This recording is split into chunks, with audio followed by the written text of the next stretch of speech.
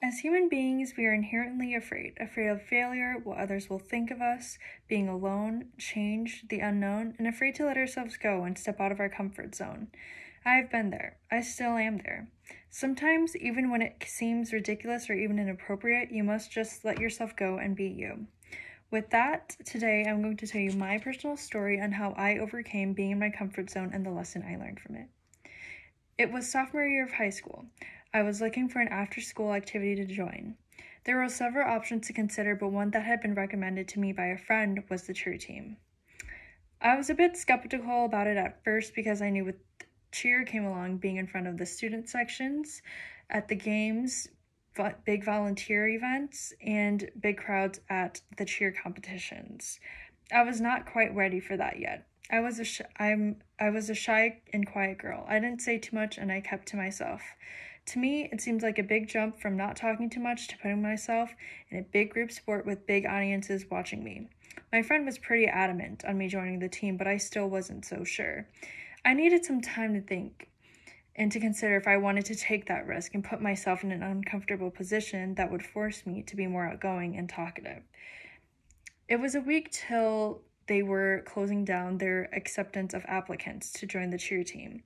And seeing how much my friend had fun doing it and how many friends she had made, I applied for the tryouts for the cheer team. I put my anxiety and fear to the side and put my name down on the sign-up sheet. It wasn't till the night after tryouts that I was starting to regret the decision I made. I was creating all these scenarios in my head and it was starting to eat at me. I questioned and debated whether I made a good choice and if I should continue to go through with it. But then I knew that at the end of the day, I signed up for a reason and I couldn't let myself or my friend down. So as soon as I got the call back that I was on the cheer team, I took it and happily went to the first practice the following week. I was nervous all day at school before the first practice, but as soon as I walked through the doors and met some girls, I was perfectly fine. I was overworked about meeting new people for no reason. They were all so kind and friendly, and with making new friends on the cheer team, I had more and new friends at school. As the season continued, volunteer events came up. I remember one distinctly. It was a run for cancer, and we were cheering on the runners at the finish line. It was my first ever volunteer event. It was early in the morning, and we were waiting at the finish line.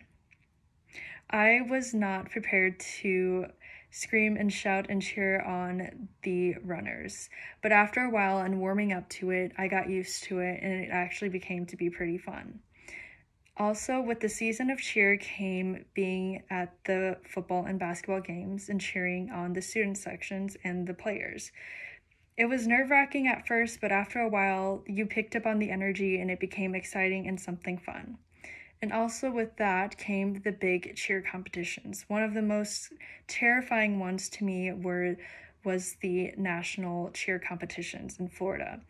There were hundreds of cheer teams and even more supporters and family members there to watch their people on the cheer teams, their girls on the cheer teams.